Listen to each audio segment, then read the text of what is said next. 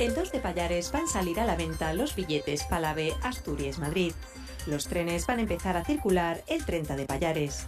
Renfe lanza una promoción de billetes de 18 euros. El trayecto va a durar 1 hora y 20 minutos menos que agora. Una mujer de Llaviana de 61 años murió y otra resultó ferida grave en un accidente de tráfico registrado en el corredor del Nalón por choque entre dos vehículos. Un más resultó implicado en este accidente, pero los dos ocupantes resultaron ilesos. Todo apunta a que fue una invasión de carril. Adrián Barbón anunció en la Xunta que las reuniones con los grupos para negociar los presupuestos van a empezar el próximo 10 de Pallares.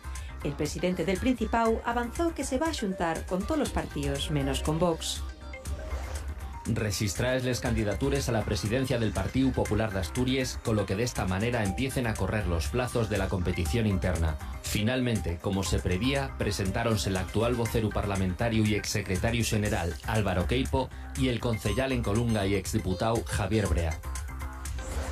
El Concello d'Ubieu encontró esta pasada noche a 44 personas en Sinllar durmiendo en escais de la ciudad.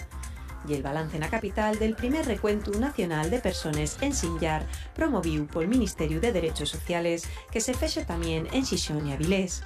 En esta última ciudad encontráronse a 3.